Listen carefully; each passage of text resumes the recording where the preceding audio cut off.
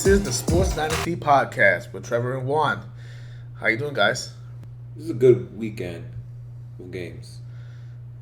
You can say all that. 4 of them were good. Great games this past weekend. May not be the results we all wanted, but definitely not. But we'll get to the other one later. Yeah. Other than that, yeah, we had a great showing everywhere. 2 overtime games. Saints fans crying, which like usual. Yeah. As usual, because Drew Brees can't close out games, or Sean Payton can't close out games. No, and we're gonna be going into them specifically. Oh yeah, I'm actually kind of excited for it. I am actually. But it's a question that people have been looming around for years, but never really been out. But now we're gonna talk about it. But we're gonna save that game for last for that reason. We're gonna go through the other 2 first, and then one is gonna go for the next episode, and we'll be depressed about that. Whatever. I wouldn't say some depressed, more like it is what it is. It is what it is. So let's start off with Bills at Texans and a freaking slobber knocker to start off wild card weekend. A slobber knocker it was, Mr. Juan. Okay. I have my Jim Ross going on right there and there. The Texans won at home 22-19 in overtime after Trailers made it 16-0 heading into the third quarter. The Bills choked. Yes, they did. And they tried to choke more often than people would think. Yeah, absolutely. There are a couple of plays that should have been straight turnovers, but didn't because of sheer God luck. Because Josh Allen, I don't know what in God's name he was doing after his first drive. Because he was weird. I never seen such up and down performance in my life. He caught a touchdown pass. He was throwing the ball, running the ball. He even caught a ball pass too. You could say he didn't turn the ball over interceptions wise, but he did turn the ball over, fumbled. He had tough time holding to the football. That's tell you that much. The usual. That's the usual, exactly what we did all year. But just boneheaded decisions by him too. We'll get to that play in a second, but it was just so dumb plays he was doing. I'm like, what are you doing? Like throwing a deep ball to a fullback when he was double covered. Yeah. The play he's probably talking about is running and then trying to lateral the ball. We didn't need to do that. Him almost throwing a pick 6 to lose the game way before this even happened. Yeah. Stuff like that. He was doing a lot of up and down stuff, but he threw some freaking dimes too. And a lot of those dimes were actually dropped. So his receivers did not do him any favors, similar to that Baltimore game. Yes. But he was really literally up and down. He didn't know what he was doing, and then he did. I never seen such ridiculous in my life. It was fun to watch. This game was very interesting, very fun, and both sides. Listen, both of these teams did what they could to try to choke this game. Yeah, they both did. Houston was first of all, Bill O'Brien. I don't know what the fuck Bill O'Brien was doing, trying to go for it. It was for 4th and 2. I'm like, punt the ball back to them. And pin them inside the 10. And you think that Josh Allen was going to go all the way downfield? No. Really? I mean, he did on one of, I think it was the play, it was the drive where they went back to field goal range and tied up. But play your percentages, though. How often was he going to do that more than once? Do you think? All right, then. So then play your percentages. So I'm like, the moment he ran, he had to run the ball in, and it was short, but a yard short. I'm like, you cost him the game. And then it was to the point where we said, listen, Bill O'Brien, if Bill O'Brien loses this game after coming back, he's getting fired. He should have been fired yesterday, but the Bills just choked more in that game. So choked more. He literally almost choked this game away. And it was bad. A lot of injuries in this game too, especially on I think on the Bills' defensive side of the field. I forgot who the person was, but he got hurt. But it really didn't make much of a difference. Basically, the defenses did their job in this game. They did, and then the stars came up when they had to. And since the only team that has stars is Houston, there you go. They literally shut down, beat Hopkins literally in the first half. Literally, he was blanketed. Nothing. And he even got stripped by Tre'Davious White, I believe. First of all, and what I said before in the Washington game, he almost lost the ball twice. First of all, when he fumbled the ball, was basically not even holding the ball correctly. He wasn't. He didn't tuck in at all. He never does. Even not. If you watch a lot of his catches, He never does tuck the football inside. Des Bryant was like that, but he never fumbled though. Which I never understood that. Des Bryant, if you really go back to when he was killing, he never was tucking that football. He always had it out, but he would never fumble the ball. It's very interesting. What else? Carlos Hyde was also up and down his game too. He was. He sucks. Carlos Hyde was bad, really, really, really, really bad. Like he literally dropped a touchdown pass. A touchdown pass. He literally dropped it. And dropped a toss. Which was terrible. And then how you drop a toss? And then but then he ended up scoring right after. And the very next play, he shut Juan up and scored a touchdown. He did. He said, because immediately after that, he said, Juan was like, you suck. You fucking suck. And next thing you know, he scored. I'm like, okay, so that's pretty cool. Then I'm like, Buffalo, you suck. How you let this score? Yo, this is totally terrible, man. That game was so fun. It was fun to watch. I think that was my favorite game of the weekend. It was fun to watch. Actually, the Saint game was my favorite game because it was just so bittersweet. Because Saint fans were talking mad shit. We can say that in a second. But yeah, I loved every second of it. But anyway, back to this game. It was something because it's like, because we thought that Houston was gonna go to Baltimore because we were waiting for the Patriots game to start after the game. We was like, Houston's gonna go to Baltimore and get blown out. Now, since they won this game, they're going to Kansas City, which is easier for them. But we'll talk about that on Friday. Yeah, it's easy for them. But it's just great job, Houston, I guess. Yeah, it was.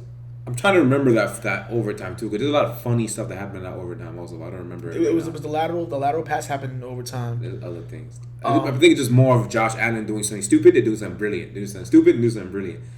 Yeah, I can't get over how up and down he was. I've never really seen that before. He went from like boiling point to freezing point to boiling point to freezing point. It was crazy. But Deshaun though, that last play to win the game. Yeah. Woo! Was brilliant. As bad as you were for 75% of that game, woo! He came up clutch. Everything we said in our predictions happened in this game. Except Buffalo winning. Except Buffalo winning, yeah, because Buffalo choked. It's getting the Heimlich maneuvers, whatever. Yeah. But everything that we said happened in that game happened. He can't stay in the pocket to save his life. His first instinct is always to run out of the pocket. Seven sacks, 5 or so sacks in the first half. They couldn't get the offense going. And I think when J.J. Watt came, and I'm not gonna lie to you, when they say J.J. Watt's gonna come back, I'm like, okay, who gives a shit? Who cares? Me too. But then he's the one that sparked the comeback. And he literally sparked the comeback. He really did. It was like that one defensive play where I think he sacked Josh Allen. I think maybe out of the red zone. Out of the red zone, crazy. And then they went on the road and they scored 2-point conversion, 16-8. Mm-hmm. And they was basically... And the whole stadium went wild when they got that play. I think when that happened, everybody woke up. Everybody woke up, and I think the Bills knew they were in trouble. Mm-hmm. And then when the pressure got even more tougher for Josh Allen, it was just damn. It was bad. But the game was fun. I watched it again. It's great. It was great game. The only thing bad about the game that was really, really, really bad, and unfortunately it will never change because it's what it is. Joe Tessitore and Brother McFarlane are the worst commentators in football. They suck. They're really bad. They are really, really bad. If you knew the ball, or if you spiked the ball on 4th down, it ends the game. No shit, Brother McFarlane. No shit. Like, what the fuck? He actually said that. Or worse. The Bills' Super Bowl run will end if they lose this game. Or if they don't cover the 4th down. I'm like, no, I'm not gonna lie, shit. Those are some of my favorite memes though. Those memes are so funny. Because he's really bad. He's really terrible. Like, I didn't know Captain Obvious can get bested because Lord. He's bad. Anyway, but that's it. Yep. Next game we're gonna go through is the last game of the wild card game, which shouldn't be very long because it's very obvious what happened. Seattle bound going up to Philadelphia and winning because Jadeveon Clowney went on his inner Seth Rollins and just curb stomped Carson Wentz's head to the ground and took him out of the game. So once that happened, I literally stopped watching the game. And that's it. They're the only guy that had a shot, they took him out as a wrap. What killed me in the end of that game? They were saying that Josh McCown broke down and cried, saying, "I gave it all I had," and he felt like he left his team down. First of all, the Eagles should have done a better job getting a better backup QB, perhaps, because somebody that who's known for winning games or at least making it interesting. Stop it! I thought you were not making a Nick Foles joke. Anyway, no, I'm not saying Nick Foles. I was about to say, don't do that. I'm talking about Josh McCown. You are a career backup, and you're ancient. You did everything you could. It's just the team was injured. The things you can do are very limited. But yeah, also your entire team was in the hospital. Yeah, of course. And Zach Ertz should have been in the hospital, but he said, "Screw that, I'm a man. I'm not going to go to the hospital." That was a brutal ass hit though. Yeah. I thought he was dead. He literally curse stomped him. But in all seriousness, the Eagles shouldn't feel too bad because their defense only held the Seahawks 17 points, which is going to come back to them. They cannot.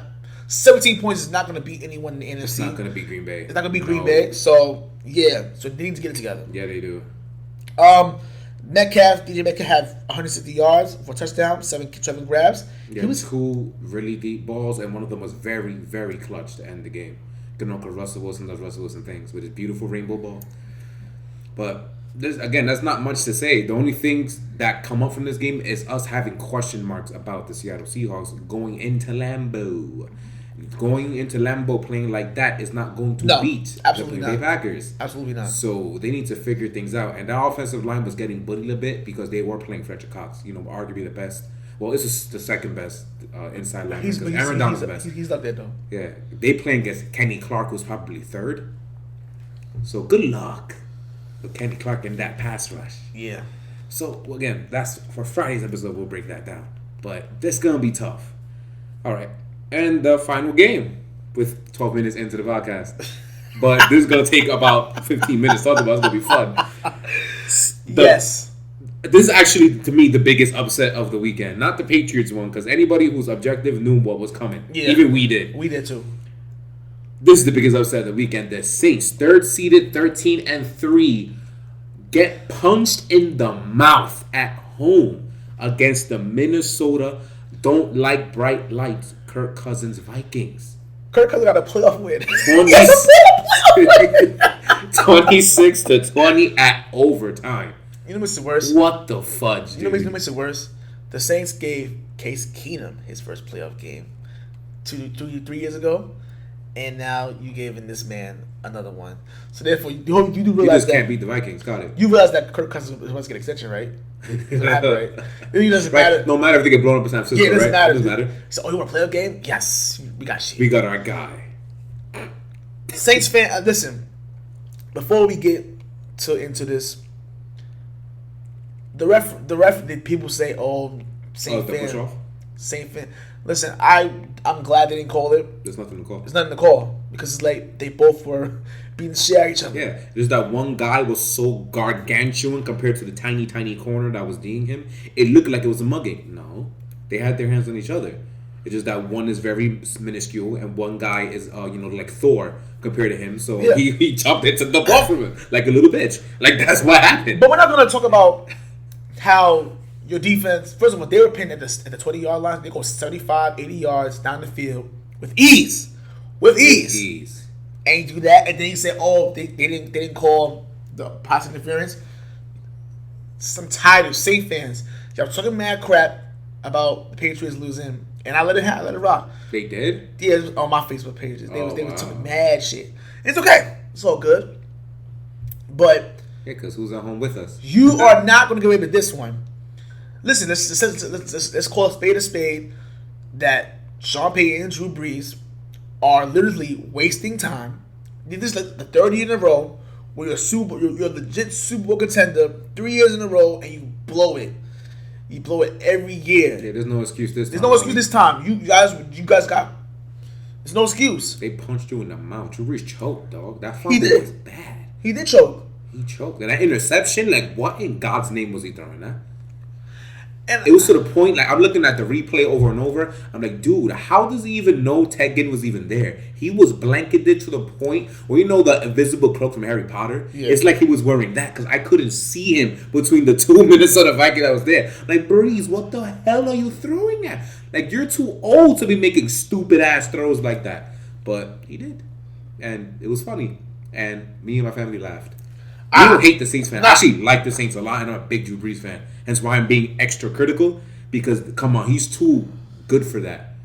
But I do have a small topic at the end of the analysis that we'll discover if it's actually bad to make that type of phrase or not. But with that, let's continue. Believe it or not, the Vikings, we said the Vikings secondary was going to get carved up in this game, but they didn't.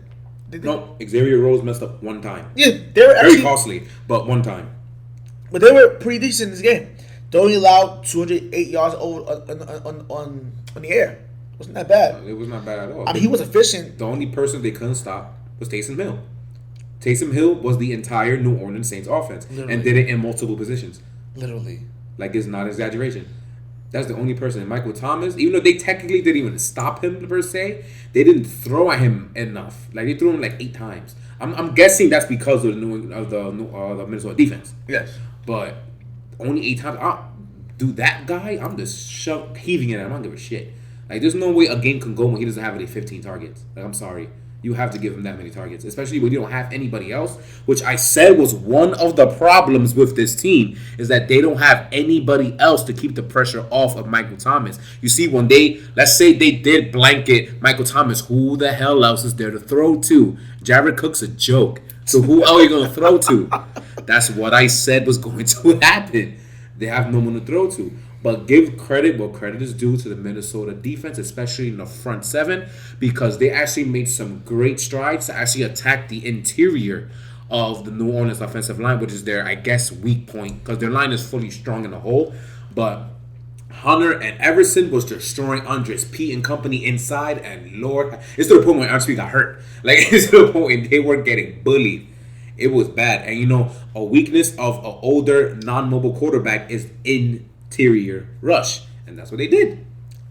They're very lucky that Taysom Hill really stepped up in this game, because I think they should give him the ball more. They bugging. Honestly speaking, if he wasn't that spark in that offense on the offensive side of the ball, the score would not. It would have went to overtime. They would have lost by at least 10. That's about 10 points. Oh yeah, and we can't forget that Will Lutz just had to miss that kick. Otherwise, they probably would have bullshitted this win. Damn, Will Lutz. Damn it. Kickers this year has been really terrible this year. They really have. And he's one of the good ones. Yeah, he's one of the good ones. I can't say it about everybody, but Yeah, I know. But he's one of the good ones. But let's go to the Vikings side. Kirk Cousins got his first playoff win. It feels good, doesn't it? He was an assassin. He really was. Like, he wasn't great or anything like that. Dalvin Cook was the guy that was really slicing him up. But when the throws had to be made, like that throw to Adam Thielen, oh my God, bro. That throw, I believe, to set up the game-winning touchdown, dog. That was such a work of art. That was very clutch. Very clutch. I never thought he was part of it. He had that in him. I had a feeling. I knew that. I was like, yo, a pick is coming. A pick is coming. I'm not gonna lie to you. In this game, I said, yo, a pick is gonna come. He's gonna fuck it up somehow, some way. Nope. And he proved me wrong. He threw a dime. Yeah. Oh, Jesus Christ. That was the best one, but wasn't the only one. He did it again at Thielen earlier in the game too. Mind you, did this while only giving Stephon Diggs the ball like 3 times. True. And they wind up winning. Like, somebody was crying in the sideline, which I don't blame him. Because he is like your second best player, and you're not giving the ball. It's kind of ludicrous, but it is what it is. They need him apparently. But hey, Dalvin Cook did his thing though. He did very, very good. They could not stop that man. Got like almost $150 total yards from scrimmage. It was wonderful. He was great. But let's see what they do against the best team in the NFL. We'll see about that. We'll see. So at least your question. You got a question for us? I did. So. Everybody talks about how great Breeze and Tom Payton is, right? Yes. And they always talk about how they always assume when shit hits the fan, right? They'll always find a way to get out of that and get in late games, right? When was the last time? This isn't my question. This is another question. When was the last time you remember them being that way, being clutch, being able to finish, being able to make that play or that coaching decision to give them the game in a very dire situation? Nothing really comes to mind, honestly. Not at all. Because if you think about the Super Bowl run, they Brett Favre basically gave it to them. Gave it to them, and then remember the overtime rules were different then. So Favre never got It's hilarious. They're crying about that too. Yeah, and then Favre never got the ball in overtime to All there was a field goal. You went down the field, got hit field goal, and that was it. Yeah. Which caused the new rule change. The new rule change, and now they're crying about and now they're crying about the rule change. But other than that, the Super Bowl they played in the Super Bowl 44. You play Peyton Manning, it was easy. Yeah, Peyton Manning. I mean, you cannot out-choke Peyton Manning. It's very hard. Indeed. Once Tracy Porter had the pick six, the game was over. That was literally the halftime. It low-key was over. It was over after the onside kick. Oh yeah. That's when it was over. Yeah, it was over. Uh-oh. Yeah, and it was over. And then it was the pick six by Tracy Porter there. It was over. Which again, I still don't know why people don't put that against Peyton, but whatever. Anyway. You know, it's what it is. It's funny. I just like to mention that. People love Peyton, man. That's why. I love Peyton, man, too. Like I say, and you're right, that's true. You say Drew Brees is a great quarterback. He's a Hall of Fame quarterback, Super Bowl champion. It's crazy he's never won MVP before, but, that's neither him nor No, there. It makes a lot of sense, actually. It does make perfect sense. But, people say that, that he's one of the greatest. Well, he's great. He's Hall of Famer. Which comes to my real question. Are they overrated? Are they overrated? Because not including Saints fans, because that's their goal, and it's understandable. I understand where they come up when they think that's their goal. They didn't have literally anything when it came to their franchise until that man came in there. Yeah. Those two guys. So if that's their goal, okay. That's fine. I understand what they're saying. Whatever. Fine. So forget them. I don't care what they have to say because they're completely biased to the point where their opinion makes them sound dumb. So get them out of there. Just for football fans in general, are they overrated? I'm going to have to say yes. Only because as far as the quarterback coaching tandem, there have been times where they've literally cost themselves games. I'll say it before, I'll say it again. The last year's conference championship game against the Rams, even though the referees hold them, they did screw them over. They did. It was bad, a terrible call. Everyone could see that. But you still had time to run the ball, run the clock down, at least get a touchdown, whatever, or at least put some points on the board. You let it get to that point. Yeah. That's my point right there. Like, that drive was disgusting. So to let it get into the hands of the refs is your damn fault. Yeah. And then even after that situation, you still... There was an extra quarter. Yeah, to do that. And then, first of all, he threw an interception in regulation that forced overtime. And then he went to overtime. You got the ball first, and it was like, first of all, it was bad bad play calling. The play calling was terrible in that game anyway. Drew Brees was horrible in that game. It was terrible. Yeah, his arm fell off. Yeah, and it's like they wasn't running the ball enough. They were not running the ball at all. Kamara, who wasn't playing, and it was like, they couldn't run the ball. It was like, they couldn't do anything. They locked his ass up. Just like they in Minnesota, they locked his ass up too. So it's like, a lot of... I'm not going to say he's to the situation he's Andy Reid, where he just find games to lose. He doesn't get that time opportunity to do it anyway. No, because no one's that. Yeah, Andy Reid is on a class of his own. And I can't wait to see if he does the next week. Like in 2017, the Minnesota Miracle, right? You stated, it was, Marcus Williams had a tackle and they ended up winning the game. All right? But didn't y'all? First of all, y'all scored. Y'all scored to go to have the lead. Have at least a 3-point lead, 4-point lead. I don't know what it was. It was they had the lead, but heading into that Minnesota drive. Yeah, it was 3 points, 21-24. Yeah, they had the lead. So it's like you're the head coach, right? You oversee.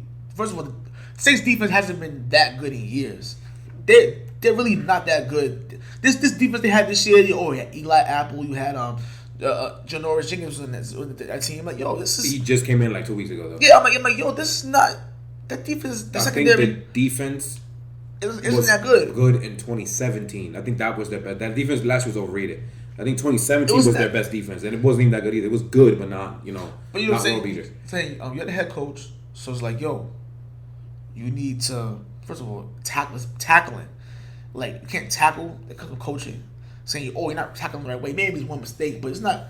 How many other times after that you see Marcus Williams miss tackles after that situation? A lot. It's a lot. So it's like, something's not going on in coaching. Something's not going on in practices, whatever. It's like the people around you, like, you have the right defensive coordinator there. Look, I'm not going to lie to you. Mickey Loomis is the general manager in New Orleans. But you are basically the number 3 guy in New Orleans. Besides the Benson family, Mickey Loomis, and you. So, I don't know. And at the end of the day, the team's put together. You have say who comes to the team. You have say. So like yo, I think they're overrated too, especially the coach. I think he's more overrated than the quarterback is. Every time they're in the playoffs, their offense gets locked, dude. It's ridiculous. You know what it is? It's like he has this, that he's a Bill Parcells protege. Just like that. First of all, it's great high for them.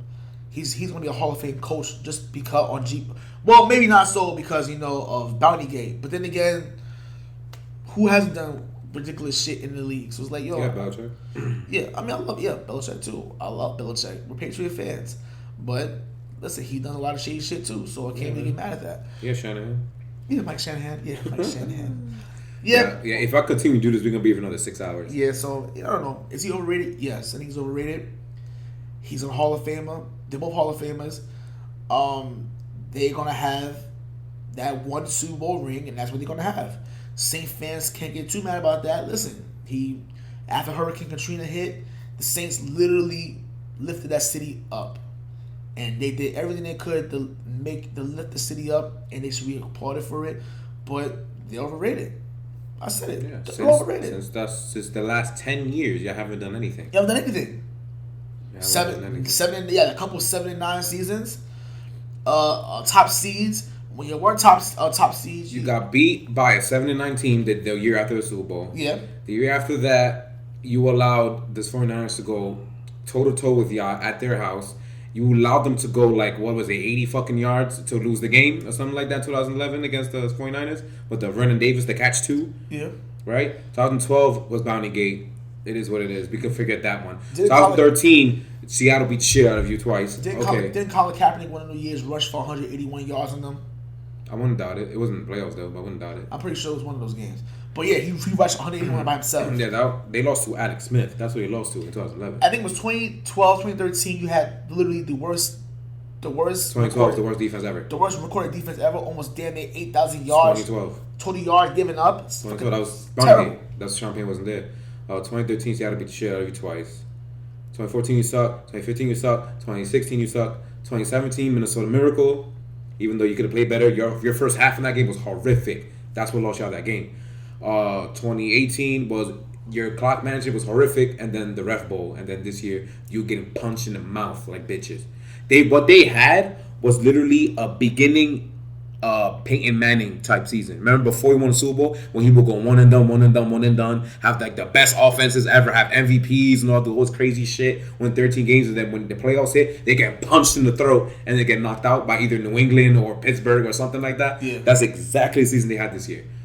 Exactly. They went one and done. Listen, I'm telling you right now, for the Saints fans out there, y'all literally, the team is literally wasting Drew Brees. We're wasting him. They're wasting it. Like, yo, listen, it's not gonna be pretty long until he said, I'm trying to call it quits. But I know he wants another ring. I know he wants another championship, but I don't see it happening Me neither. in New Orleans. I think y'all better take that 2009 Super Bowl and cherish it and watch it. Y'all better watch and it. Watch it and and watch that game take the over rust and over off, again. Even though they said last year they was like when they got screwed over from last year's Super Bowl, instead of playing the Super Bowl with the Rams and the Patriots, they literally showed their game in New Orleans in 2009 over That's again. mad sad and petty. That's sad and petty. It's petty and it's sad. Y'all better. Well, yeah, y'all better. No, they're not better than that. Obviously not. Oh man, I don't know about them. And Drew Brees was playing like shit the last few games. So what I said about them, I may not gotten the records right, but I did say his arm was gonna fall off, and then they were gonna lose in the playoffs. There it was. I told you. I want to talk about them more, but we're gonna wind up doing a season in review for every team. Yes. So I'm gonna save my Saints comments for when it's their turn. Yes. And it's gonna be a lot of controversial shit, I'm gonna say. But with that said, this episode is now concluded. Exactly. So, like we always do, like, share, subscribe to us on YouTube, Spotify, iTunes, iHeartradio, Stitcher Radio, Google Play Radio. We're on Twitter at Podcast Dynasty. And with that all said, we love you. Peace. Peace out.